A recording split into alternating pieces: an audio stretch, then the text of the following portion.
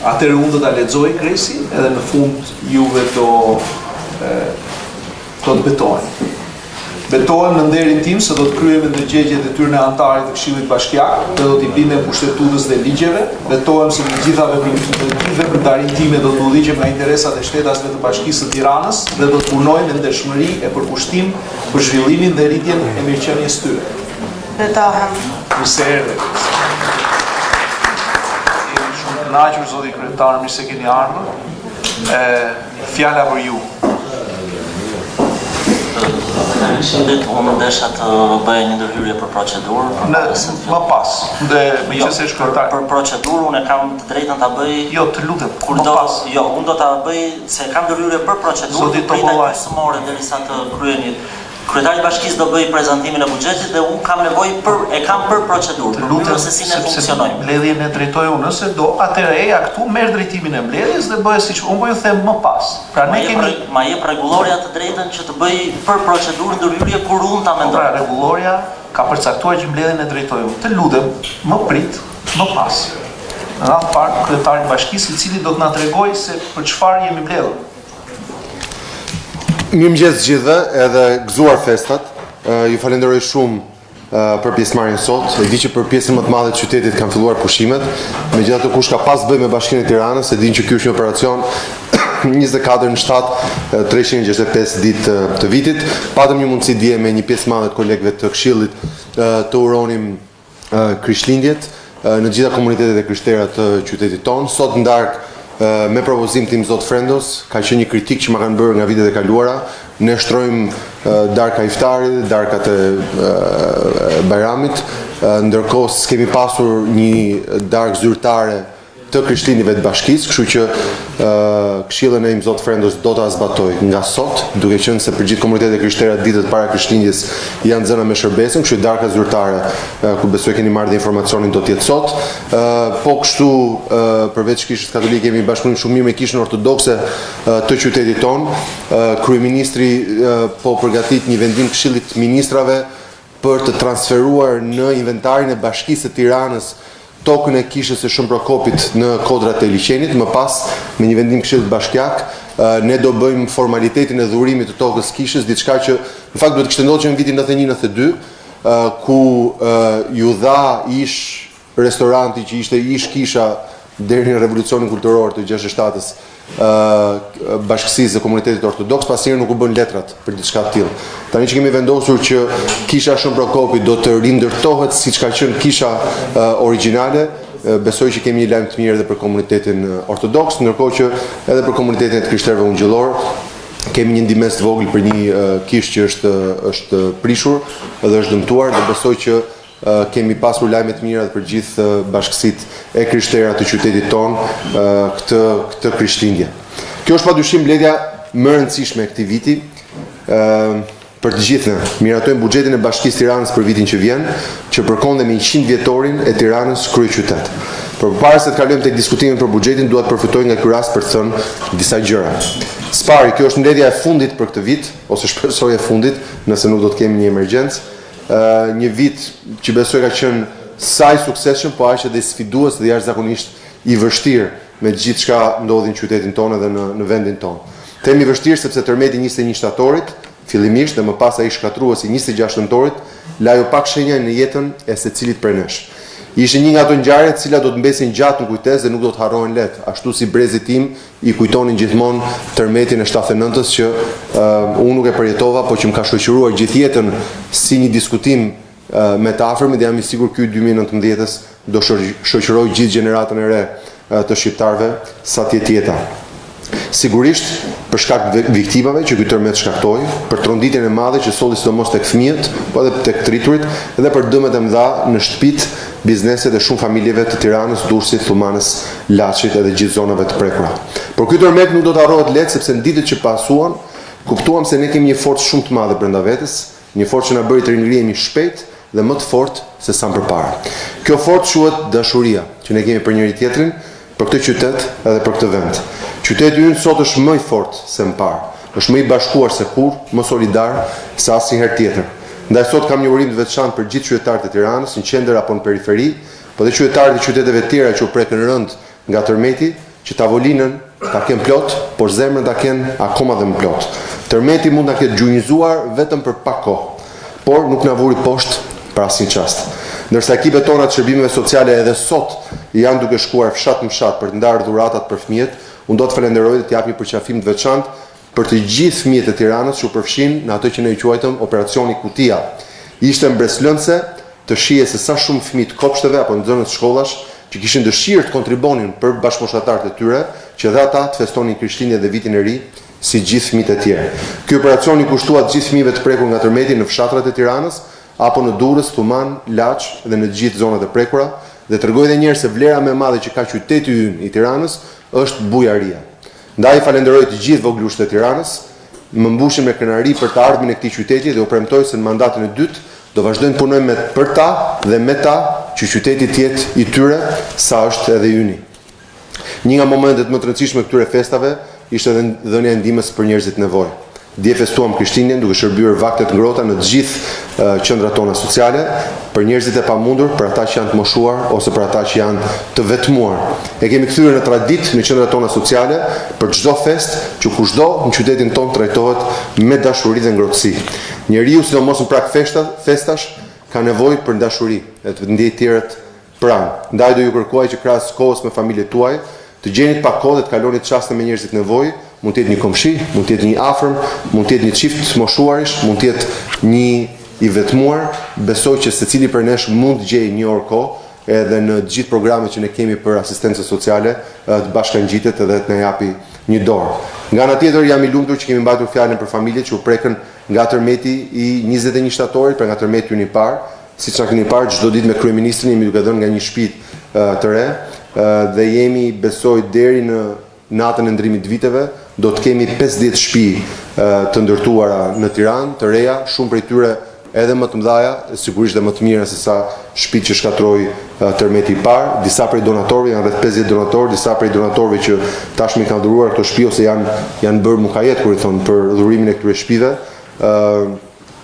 janë këtu mes nesh. Do të falenderoj Luanin, Gazin, Eridianin dhe gjithë kolegët e tjerë që janë bërë pjesë së këtij operacioni për ndihmuar me shtëpitë e reja të atyre që u prekën nga tërmeti i parë. Bashkë me kryeministrin kemi qenë disa prej këtyre shtëpive për të dhënë çelësin e shtëpisë re, nga Rifati në Vishnje, Momhidian në Mazrek, Sefer Poçi në Fark, Fiqëri Lamit gjithashtu në Mazrek në Ndroq, në Kashar, Osman Toshit në Arban, Ramazan Materes në Ndroq, Gjevdet Belegut në Petrel, Edmonda Herie Zeles Djen Baqar, edhe shumë tjerë. Sot me kryeministrin do të kemi prapë një shtëpi të re të mënyrë stafës në Picall të Petreles dhe është tregues që nëse premtojmë diçka e bëjmë. Ndoshta jo aq shpejt sa do donim, duke qenë se tërmeti i dytë na gjeti teksa rikuperonin nga tërmeti i parë, por gjithsesi brenda afatit që ne lam për këto shtëpi përpara vitit të ri.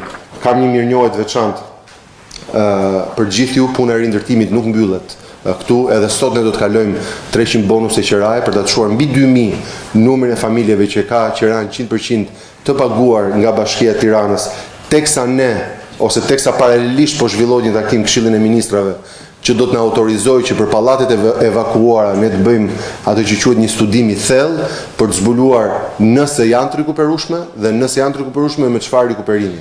Do duhet i ndërtojmë nga e para, nëse s'janë, apo do duhet t'i përforcojmë nëse janë të rikuperueshme dhe cila është kostoja. Atje ku kostoja përafrohet me ndërtimin nga e para, do preferonim t'i bënim nga e para, sesa të arnonim një ndërtim të vjetër. Kam një mirënjohje të veçantë jo vetëm për ju këtu në sallë, por edhe për gjithë ekipin tim, ata që janë mbas shpinës time në terren ose në zyrat e tjera të kësaj bashkie, që kanë menaxhuar me profesionalizëm një përkushtim, një emergjencë të pazakontë për kryeqytetin tonë. Strehuam në kohë rekord, siç u thash, në shtëpi me qira familjet e para dhe sot e kalojmë shifrën mbi 2000 familje.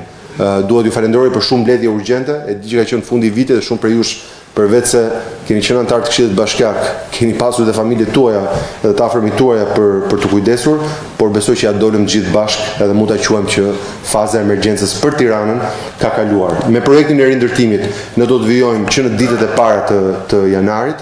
Kemi përfunduar modelin e parë që t'ja prezantojmë qeverisë për lagjin e re në Vaqar. Bashkë me kryeministrin kemi vendosur që ish poligoni i cili dje kaloi me vendim Këshillit Ministrave në pronë të Bashkisë së Tiranës të jetë modeli ynë i parë dhe pastaj do të vazhdojmë Baldush, Pez, Petrel, Ndroq, Zallher edhe zonat e tjera ku modeli që kemi preferuar është një model që i qëndërzon këto shtëpi, pra në vend që të shkojmë në shtëpi në fshatra të largët, ta shfrytëzojmë këtë dhe si një mundësi, pra jo çdo e keq vjen për keq, për t'i afruar nga Gjysulkonja, nga Kërçukja, fshatra që janë nga qendra e Tiranës 2 orë larg, e kanë emrin kryeqytet, po janë realisht në distanca ku shumë prej fëmijëve shkojnë në shkolla dhe klasa kolektive, një klasës parë, me një klasës tretë, një klasës 7 dhe një klasës 9, me një mësues në të njëjtën orë mësimi në të njëjtën dhomë. Kështu që kjo është një mundësi ideale për të prerë këtë zinxhir të varfërisë që nuk shkëputet me gjenerata, duke shfrytzuar mundësinë e një shtëpie të re, po dhe si një shans për një jetë të re për këta fëmijë që do të qëndërzohen dhe do të shkojnë në shkollë në një klasë me bashkëmoshatarët e tyre dhe jo me shumë veta në një klasë kolektive. Ndërkohë, me qeverinë po ecim shpejt dhe me disa projekte të tjera për ndërtimin, për disa lagje të reja të Tiranës, kemi filluar gjithë rikondicionin për lagjen e re në kombinat, që në fakt është vetëm kalimi i rrugës, madje dhe më kujtohet Meridiani dhe shtëpia që dham për familjen që fatkeqësisht humbi vajzën gjatë tërmetit në kombinat, ishte në anën tjetër të rrugës. Pra duam që ai lloj zhvillimi cilësor, dinjitoz, edhe estetik të jetë etalon për lagjen e re, pra si ajo lloj ndërtese, ato lloj apartamentesh, dhe për ata banorë është në fakt vetëm kalimi i rrugës, pra për ata banorë që do vendosin se do duhet të transferohen përfundimisht pa e prishur ekosistemin e tyre, pra duke shkuar në një shkolla kopshte çerdhe, po thjesht duke kaluar në anën tjetër të rrugës dhe për të shfrytzuar hapësirat nga ish godinat si hapësira publike, si hapësira lojrash sportive, edhe siç na rekomanduan edhe ekspertët japonesë me të cilët po punojmë për të marrë masat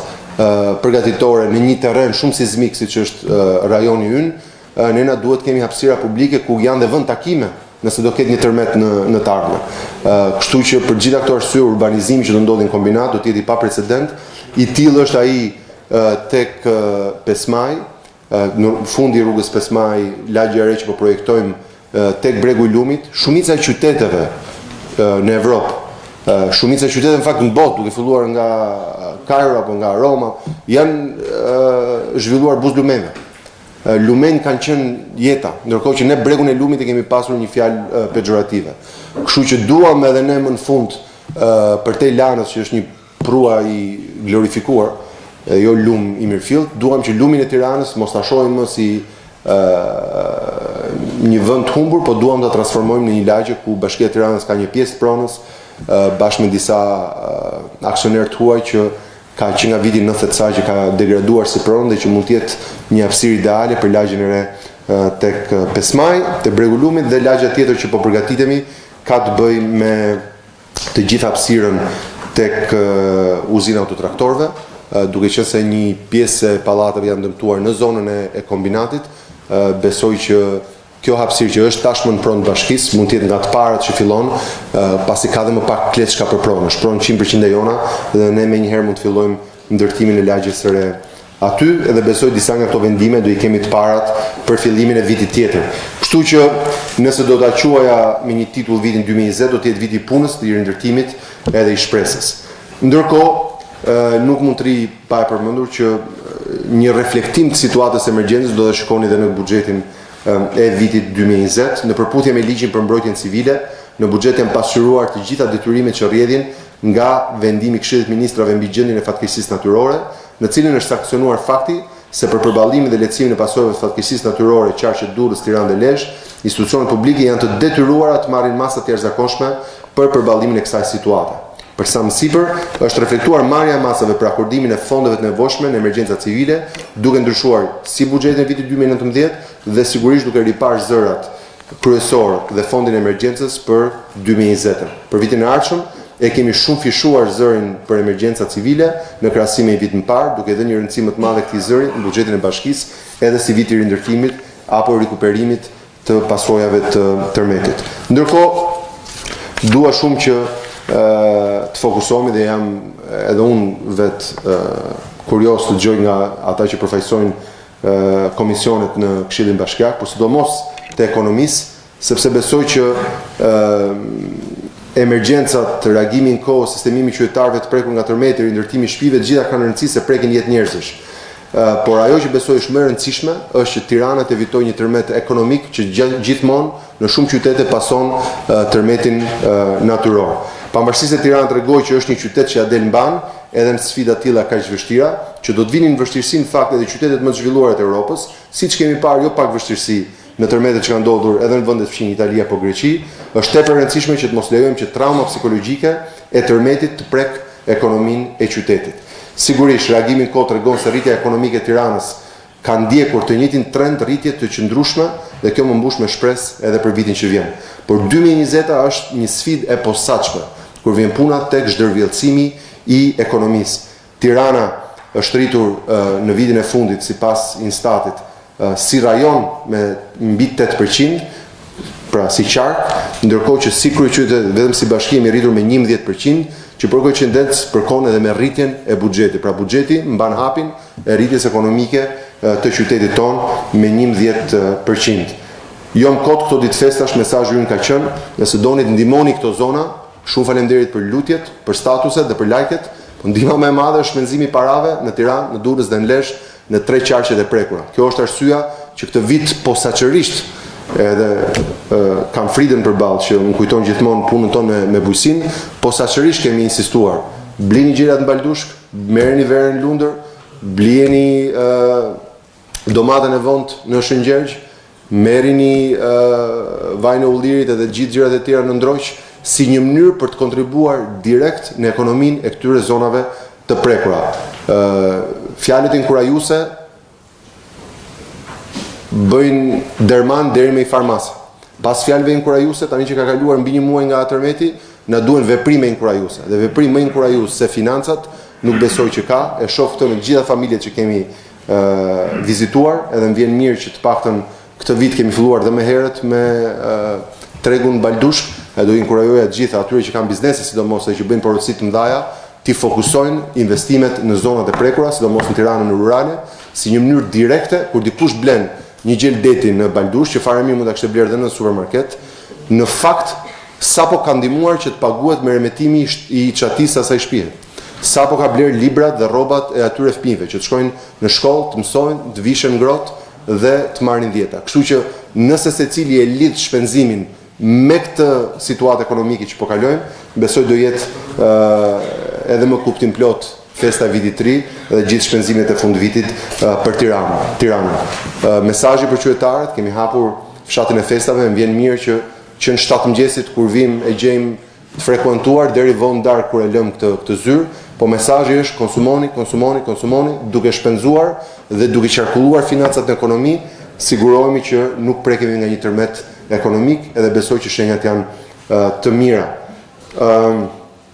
Për ta mbyllur kapitullin e tërmetit, para se të kalojmë një prezantim të shkurtër të buxhetit 2020 dhe projekteve madhore që parashikojmë të realizojmë vitin tjetër, nuk mund të lë pa përmendur një nga sukseset më të mëdha të vitit që lan pas, edhe për situatën e tërmetit s'patëm as kohë për t'u gëzuar tamam asaj arritje, po me të gjithë miqtë që kanë folur edhe me kolegët e komunitetit ndërkombëtar, me të gjithë ambasadorët në Tiranë, përzgjedhja e Tiranës si kryeqyteti evropian i rinis për vitin 2022 është ndoshta një nga arritjet më të mëdha të kryeqytetit tonë në këto 100 vite, një afirmim fantastik që besoj do ta kthejnë të gjithë një mundësi edhe një histori suksesi për vitin 2022. Flasim tani pak për buxhetin 2020. Jam i bindur se 2020 do të jetë një vit i mbarë dhe i paharruar për qytetin tonë. Jemi mbledhur këtu sot marrim disa vendime të rëndësishme së bashku, na presin shumë punë të mira që duan energji, vullnet dhe këmbgulje për të vijuar rrugën e drejtë të transformimit të Tiranës. Sot miratojmë buxhetin më të madh në 100 vjet të Bashkisë së Tiranës kryeqytet dhe buxhetin e 100 vjetorit të Tiranës kryeqytet. Është një vit jubile për cilën jemi duke përgatitur me shumë aktivitete edhe ngjarje kulturore për të lënë realisht shenjë në 100 vjetorin e qytetit tonë si kryeqytet i të gjithë shqiptarëve. Lajmi i mirë për gjithë qytetarët është se edhe buxheti i vitit 2020 është sërish buxheti më i lartë që ka pasur ndonjëherë Bashkia e Tiranës, siç e përmendam sipër, i rritur me 11% krahasuar me vitin e kaluar, duke sjellë kështu më shumë investime për gjithë ata që kanë vendosur ta quajnë Tiranën shtëpinë e tyre të madhe.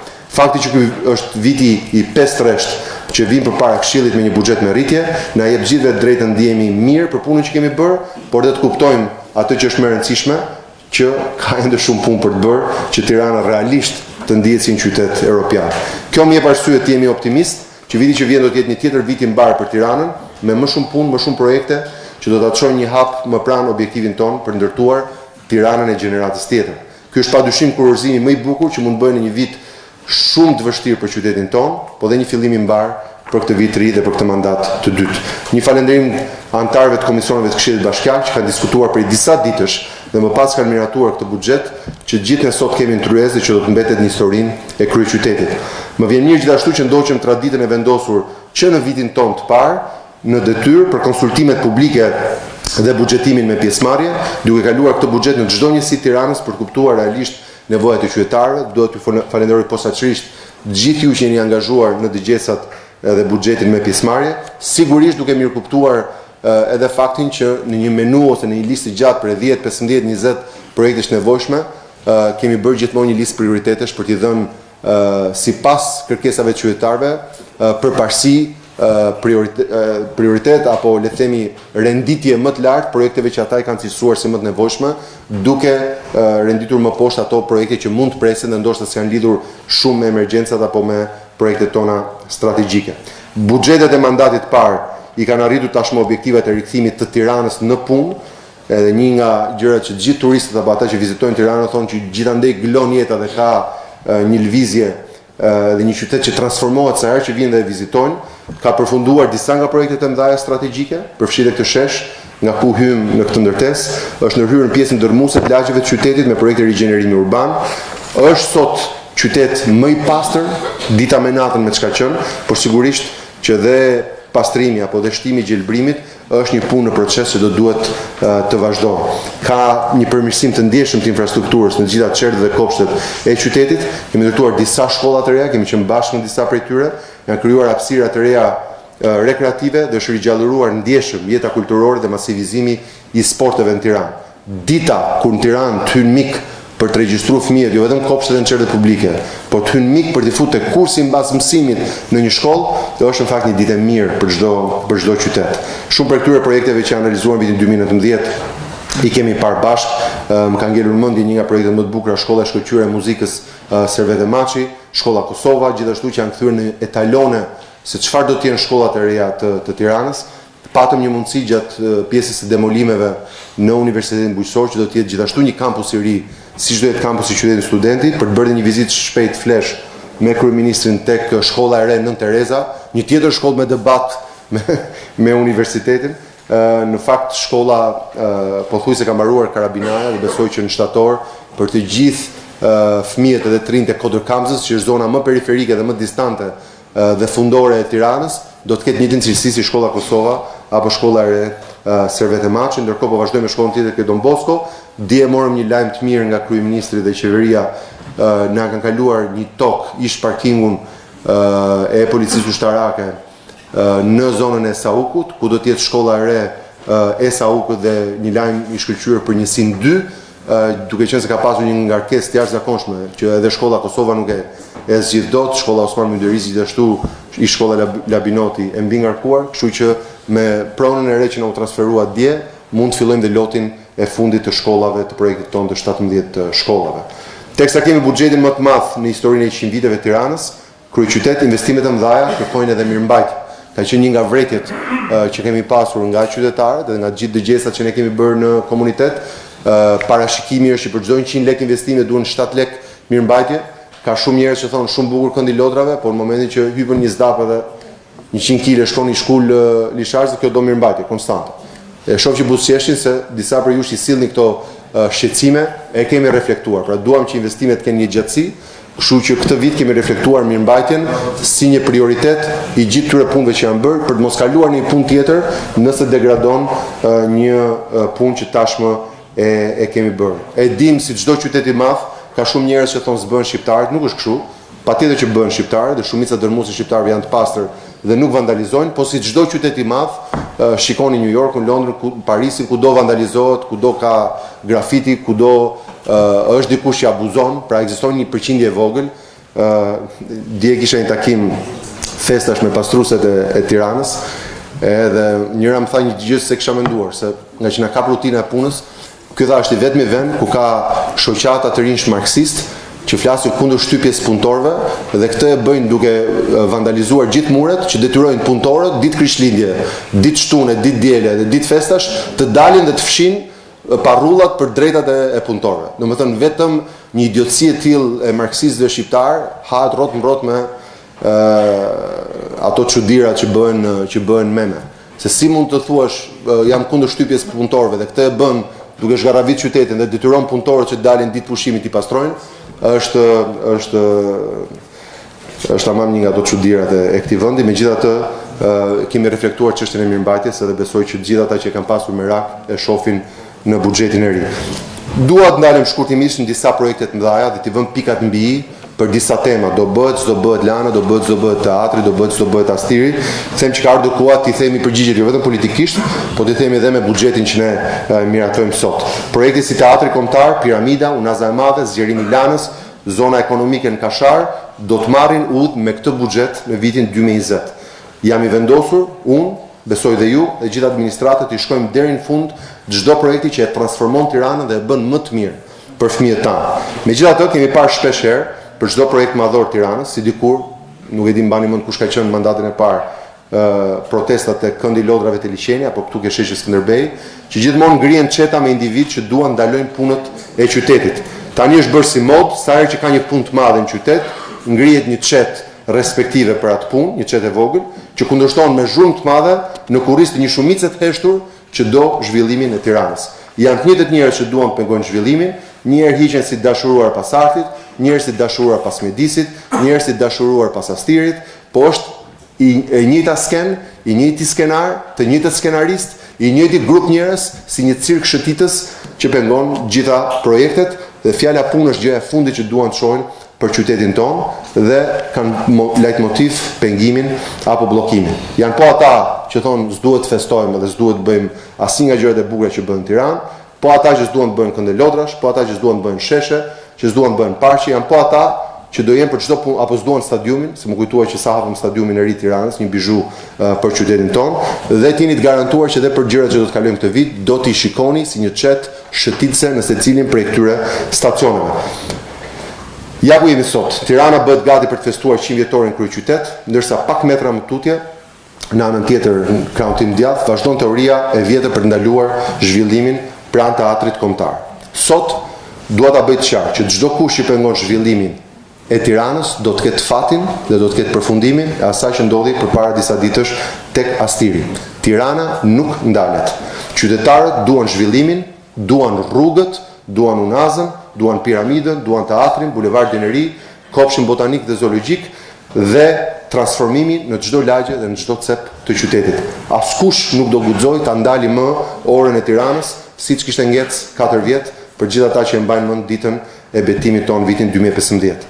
Kam një lajm tjetër lidhur me punën e madhe që kemi filluar tashmë në Unazën tek zona e Astirit, nga data 3 janar, pra pas festave, të gjithë autobuzët ndërqytetës që qëndronin tek terminali tek Ish Dogana do të kalojnë rrugën anën tjetër dhe terminali do të zhvendoset tek kthesa e Kamzës për ta përdorur parkingun e bashkisë dhe terminalin provizor që kishim aty si një kantier për të bërë gjithë investimet dhe për të filluar gërmimet tek sheshi Shqiponia, ku do të jetë nën kalimi që viti tjetër të mos jetë një tjetër vit trafiku në Tiranë në kohë festash, po të jetë një vit ku secili shkon në orar për fest, për hall apo për çfarë do lloj pune tjetër ka nevojë në qytetin tonë.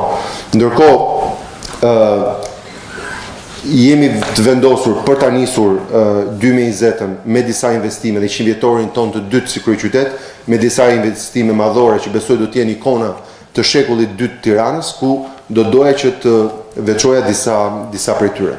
Së pari është Piramida. Piramida është projekti më i dashur për mua, ju kam thënë që e kam afër zemrës si projekt, dhe është një dhuratë që besoj e kemi detyrim t'u bëjmë fëmijëve të këtij qyteti, sidomos ata që janë shkëlqyer, ata që kanë pasion inovacionin, edhe ata besoj që do të jenë përfituesit e parë të një shkolle për gjeneratën e re të rinjve shqiptar. Do të çndrohet në një midis ku të rinj do të ndërveprojnë, duke përdorur teknologjinë më të mirë nga profesionistët e fushës dhe do të ndërlidhet më së miri edhe teknologjia edhe arti.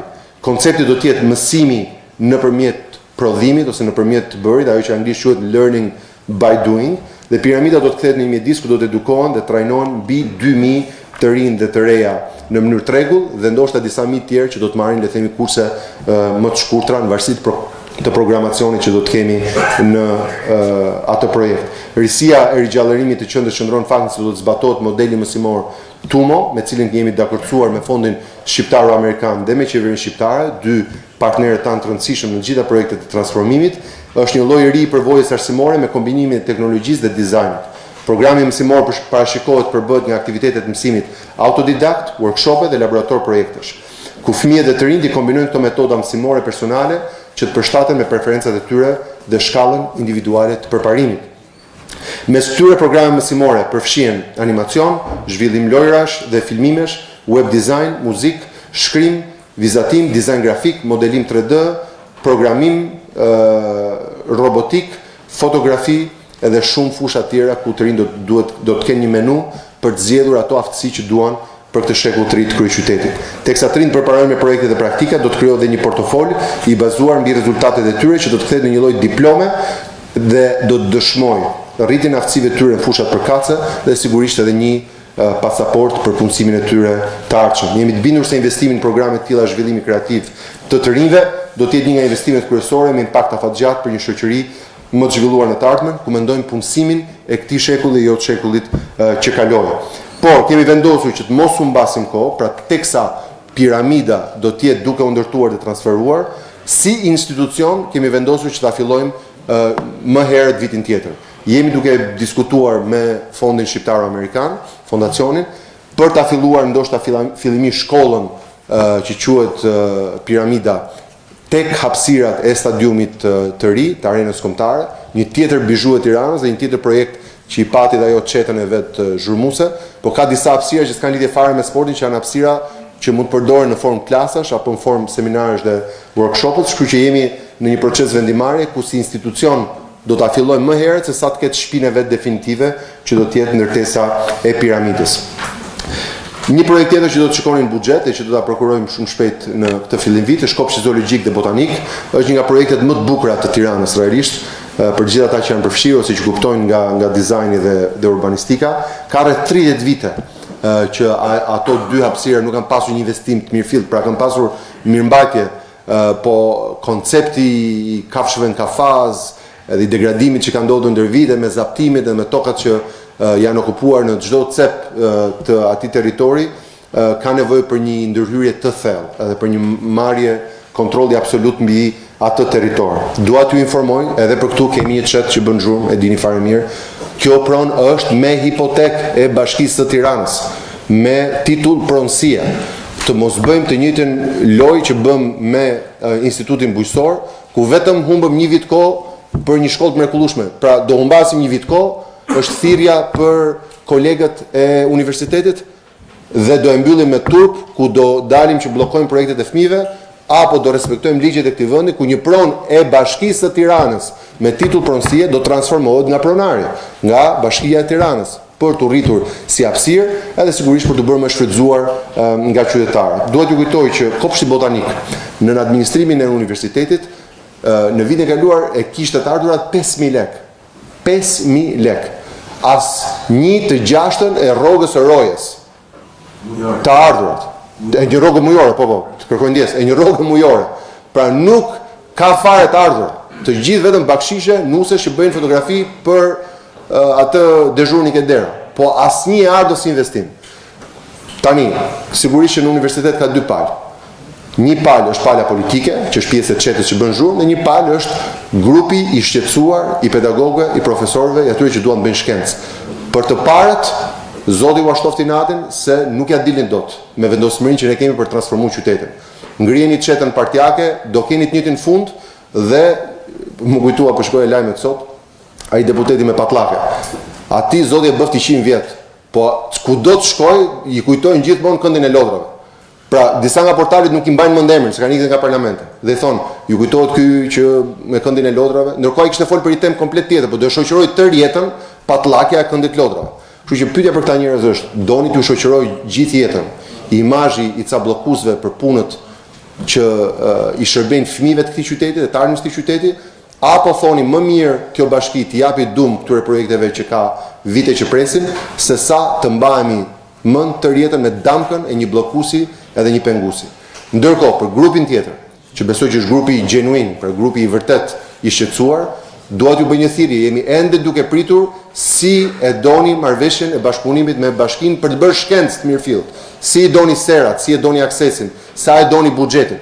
Pra kush do shkencë, jemi këtu gati gjithë 2020 të presim të bëjmë shkencë bashkë. Kush do sherr, e ka kot, sepse me sherr e provon dhe Astiri, e pam si përfundoi ajo, sa çohet luli në orën 11 bashkia ka marrë punë 100 herë. Kështu që kjo punë dihet, kështu do shkojë dhe teatri, kështu do shkojë dhe punët e tjera.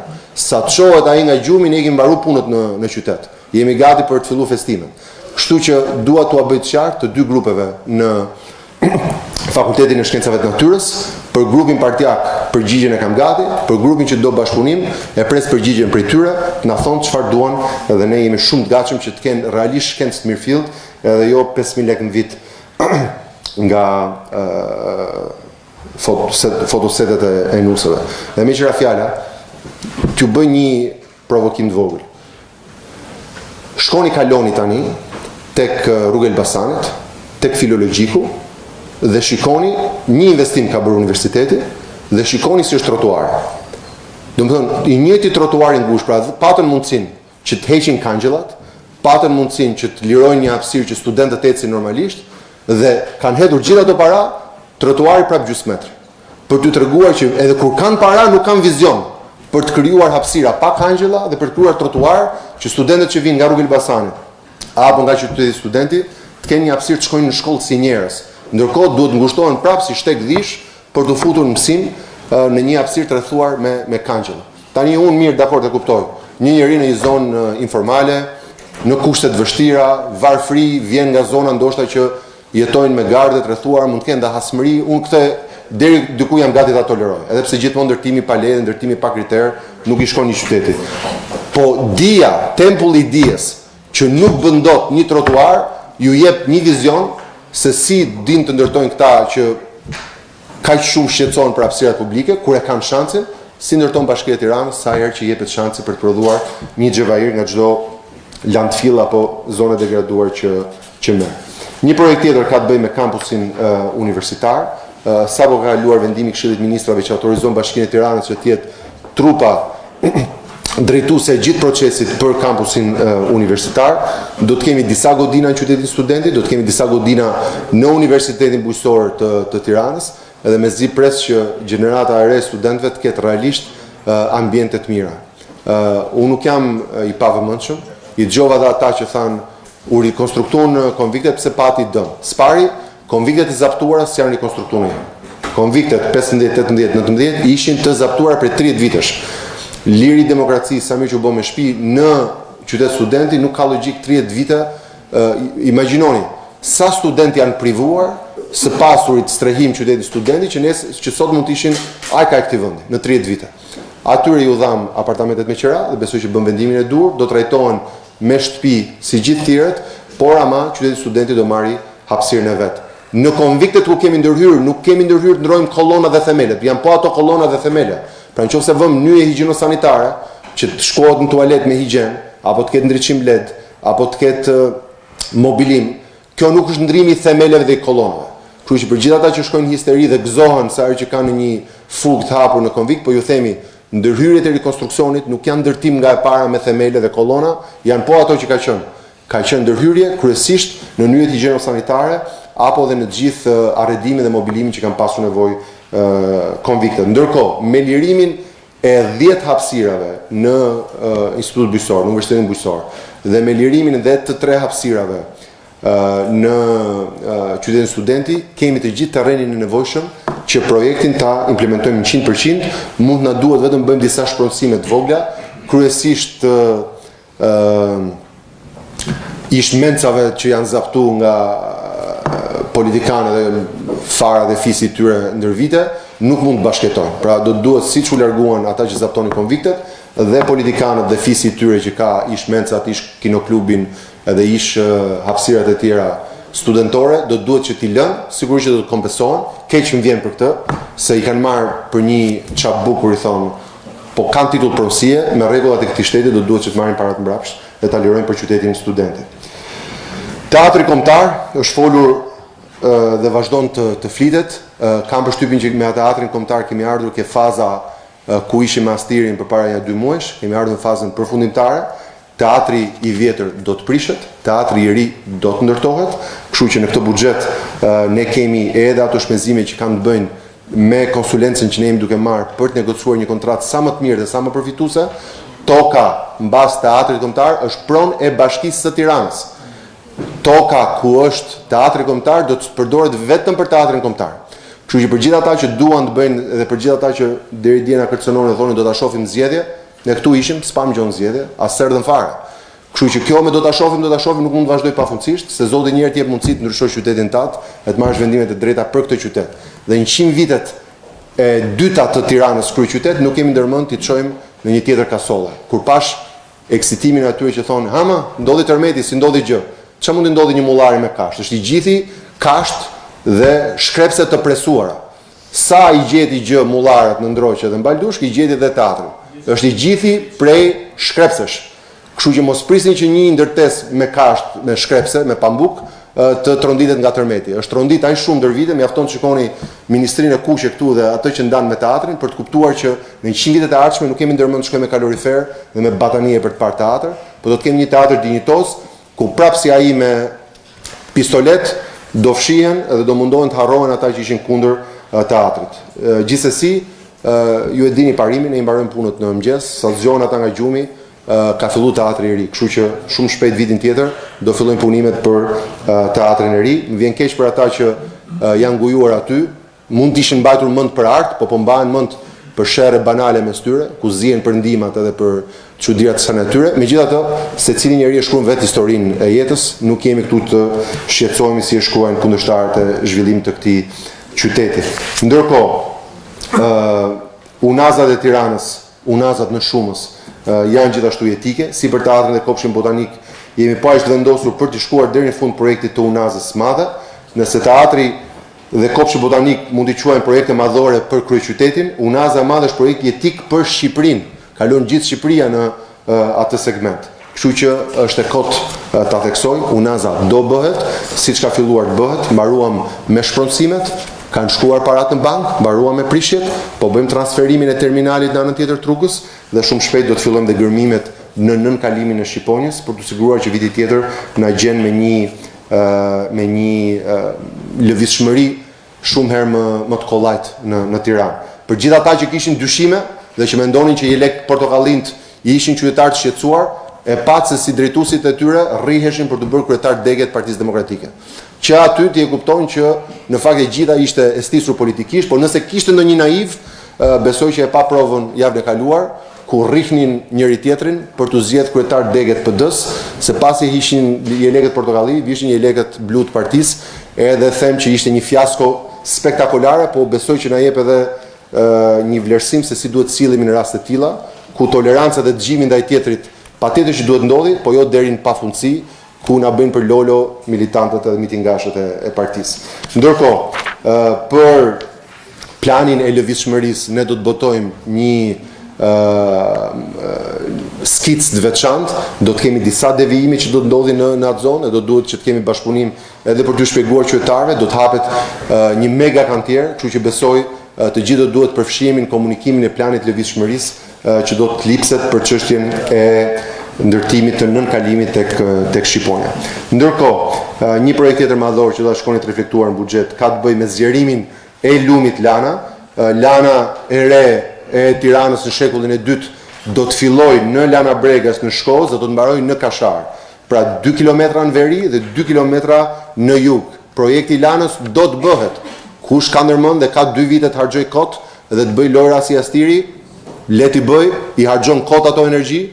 Kush ka pron do kompensohet, kush ka nevojë për strehim do strehohet, po kush ka nevojë që Lana të zgjatet dhe që të vazhdoj ai bulevardi i bukur që trashëguam nga Bashkia e Tiranës, e Lanës së pastruar dhe transformuar, duhet të kenë garancinë që ai projekt do të bëhet.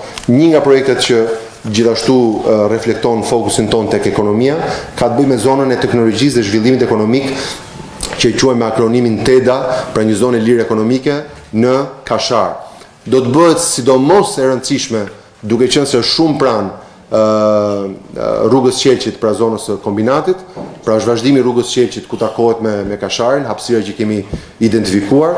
Kemi aplikuar për licencën edhe për statusin e veçantë pranë Ministrisë Financave dhe të Ekonomisë, që besoj do të procesohet shpejt edhe nga AIDA për të qenë një investitor strategjik në atë zonë, me krijimin e lagjes së re në kombinat dhe me përqendrimin e disa banorëve të zonave rurale në të gjitha të territor, Vaqar, Kashar, Peshelmës, punësimi është pyetja më e madhe. Dakord, mirë do bëjmë shtëpi, por ku do punojnë këta njerëz?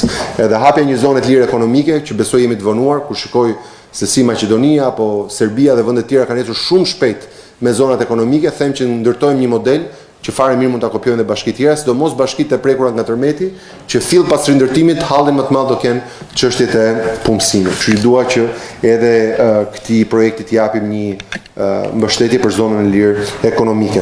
Për Tiranën policentrike do të shikoni disa projekte në inventarin e bashkisë. Është për ne e rëndësishme që Tirana zhvillohet e shpërndar dhe jo gjithë sheqit Skënderbej. Një pjesë e kësaj ka filluar, ato që ne kemi parashikuar si qendra për ndërhyrje janë Kino Studio, Kombinati, Qyteti Studenti, Bulevardi i Ri dhe La Praka si polet e reja të Tiranës. Tek poli i Bulevardit të Ri ka përfunduar dhe segmenti i fundit, pra kemi vetëm sheshin ceremonial për të përmbyllur, është hapur bulevardi dhe për të lidhur aksin me rrugët në veri të Tiranës, sinjalistika, korsitë dedikuara të autobusëve dhe biçikletave, ndriçim LED dhe gjelbrim. Tashmë do nis puna për realizimin e sheshit fundor gjatë 4 vjeçarit në vazhdim dhe kjo zonë do të ketë një karakter fintech, pra financë, teknologji.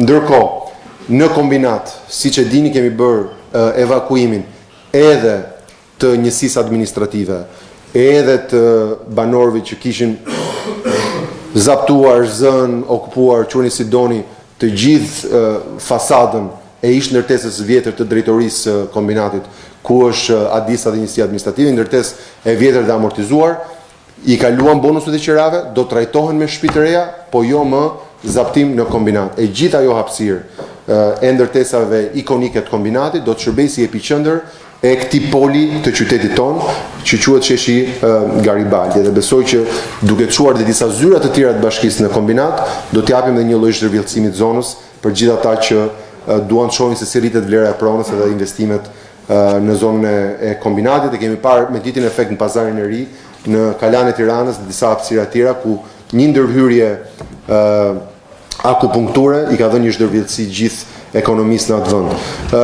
Poli tjetër është poli midis Farkës dhe qytetit Studenti. Për qytetin Studenti ju fola, në Fark do të shikoni pjesën e dytë të investimit të liçenit Farkës, pra kemi bërë gjysmën e pedonales dhe të pyllëzimit aty, tani do të vazhdojmë me gjysmën tjetër të pedonales. Kemi parë që tani që është kantier frekuentimin, edhe besoj që shfryhet edhe gjithë ngarkesa që ne kemi liçenin e Tiranës, ku në ditë me diell, siç kanë qenë këto ditë dhjetori, është e pamundur të ecësh pa përplasur me njerëzit, dhe në një farë mënyrë jemi bërë viktima të suksesit tonë. Pra, ka aq mirë ka dalë liçeni sa na duhet patjetër një hapësirë po aq e madhe. Liçeni i Farkës është hapësira më e afërt ku ne kemi mundësi të përfundojmë investimin, siç e shikoni në këtë buxhet. Polet e tjera janë Kino Studio dhe La Praka. Në Kino Studio, kush përfaqëson atë zonë, e keni parë që sapo kemi përfunduar rrugën Xhanfize Keko, ndërkohë që në Kino Studio do të bëjmë një rrethrotullim, do të bëjmë një rrëzim të mureve që rrethojnë Ministrinë e Kulturës dhe gjithë zonën e televizioneve që janë aty, një shënti totale dhe një zaptim me ato hojet në mure. Kështu që tani që ka mbaruar rruga Xhanfize Keko, që ishte edhe investimi më i vështirë edhe më i komplikuar për rrjetet që kalojnë aty, do të bëjmë edhe rrethrotullimin Kino Studio për ta kthyer atë në një epiqendër, qoftë edhe estetike, po edhe administrative, me disa televizione, me disa ministri, Ministria e Kulturës, Ministria e Mbrojtjes aty pranë, disa spitale. Realisht zona e Kino Studios është ndoshta më gati se çdo tjetër për të kthyer në një pol të qytetit. Ndërkohë, për çështjen e pyllit orbital do të shkojnë të reflektuar investimet në gjelbrim. Për te çdo skeptiku, fushata jonë e mbjelljes së pemëve është një nga fushatat më të suksesshme që ka vendosur Tiranën edhe në hartën e qyteteve në Evropë, që po punojnë fort me politikat e gjelbra. Fillim fare dukeshim komplet si UFO, po tani që gjithë qytetet i kanë vënë një target, se tingëllon shumë seksi kur thuhet Milano do mbjelli 3 milion pemë. Po Milano sa deklaroi. Kur e filloi Tirana, të gjithë na shikoni si jashtëtoksor. Tani që gjithë qytetet janë duke I vënë këto lloj targete dhe përveshja e mëngëve me lopat në dorë është pamja më e zakontë sot në qytetet europiane, ndihem mirë që nisëm më përpara këtë, por prej tërmetit patëm një ngadalësim të këtij projekti, I zhvendosën të gjitha burimet në menaxhimin e krizës, me njëherë mbas vitit 3 do I rikthehemi fuqishëm fushatës mbjelljeve për të shfrytzuar gjithë periudhën janar-prill për çështjen e pyllit orbital. Ajo që besoj në finale është pjesa më e rëndësishme dhe që ndoshta ju impakton më shumë, është projekti ynë 100 lagjeve të Tiranës, I ngjashëm me projektin e qeverisë për 100 fshatrat.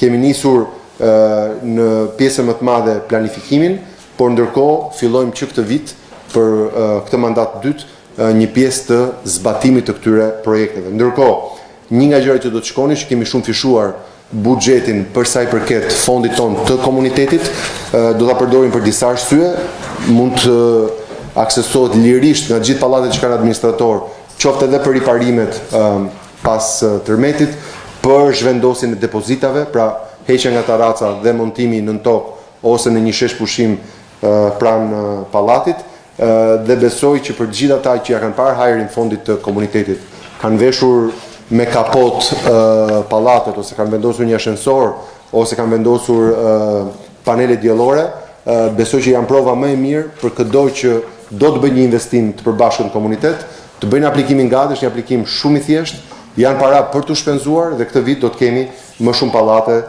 se kur më parë. Ndërkohë, përveç buxhetit, kemi edhe 2 projekt vendime të tjera, një që ka të bëjë me fondin Crimson, ku ne jemi në ortakëri dhe jemi aksioner bashkë me qeverinë norvegjeze, bashkë me fondin shqiptar amerikan, ka të bëjë me raportet e aksioneve që ne kemi, është një institucion mikrokredie, kredive të vogla që e Bashkia e Tiranës bashkë me këta aksioner të tjerë, dhe pastaj vendimi tjetër është një vendim që ka të bëjë me emërtimin dhe miratimin e disa drejtorive të qytetit tonë, edhe në komunikimet që kemi bashkë, shumë për jush nuk e din që është DPN1, DPN2, DPN3, kështu që do t'i quajmë siç janë quajtur në kohën e vjetër, pastrim gjelbrim, ndriçim dhe rrugë, kopshte çerdhe.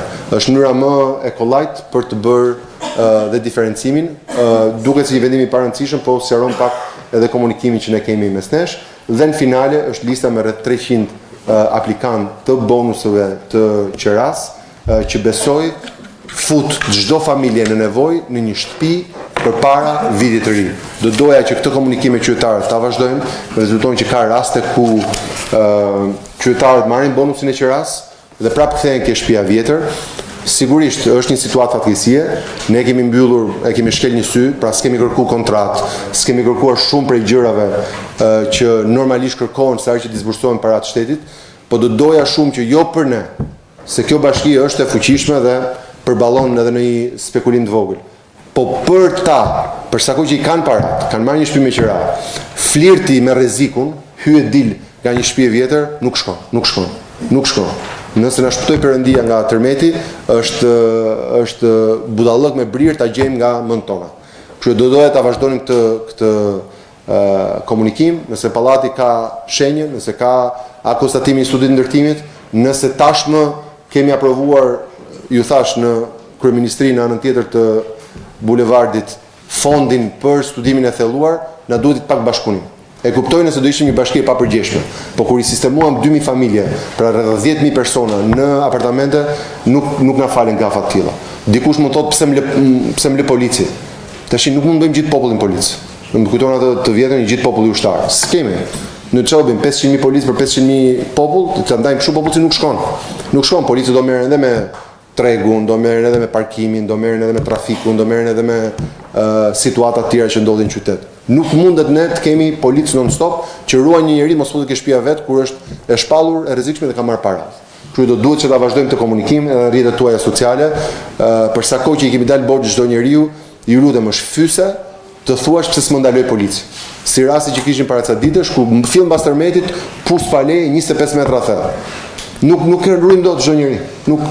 Domethënë I bie policë personal për çdo njeri, pastrues personal për çdo njeri, uturak për çdo, nuk shkon.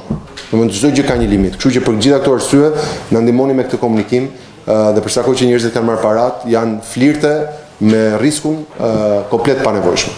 edhe besoj që do kemi mirëkuptimin siç e kemi pas për shumicën prej tyre. Në finale, dua t'ju uroj të gjithëve një vit të mbar. Ka qenë një vit sfidues. Kemi pas disa momente shumë të bukura, siç ishte shpallja kryeqyteti i rinisë dhe shumë aktivitete që kemi pas në Tiranë, kemi pasur edhe disa momente shumë të trishta. Duke filluar nga ceremonia mortore në kombinat, apo gjithë trauma pas tërmetit. Megjithatë, mua të parit, por besoj dhe juve, më ka bërë të kuptoj që ne kemi shumë gjëra të përbashkëta. Ne mund të kemi diferenca në mendime politike, në sigla të ndryshme, por kemi shumë gjëra që na bashkojnë sesa ato që na ndajnë. Edhe për hir të gjërave që na bashkojnë, ky qytet e meriton punën tonë, e meriton bashkëpunimin tonë, e meriton zellin dhe energjinë tonë pozitive. Kështu që shpresoj shumë që s'far ju të shpjodheni pak dhe të merrni energji të reja për një vit të ri, edhe më pas të përveshim mendjet që 2020 realisht jetë një 100 vjetor i paharrueshëm për Tiranën tonë. Gëzuar festat dhe shumë faleminderit. Faleminderit sekretar. Dere pa hungur kohë fillojmë me miratimin e rendit ditës. Kështu që kemi vendimin për miratimin e programit buxhetor afatmesëm 2020-2022 dhe detajimin e buxhetit Bashkisë Tiranës për vitin 2020 që kryetari sapo relatoi. Kemi vendimin për miratimin e sistemimit të taksave dhe tarifave vendore në qytetin e Tiranës.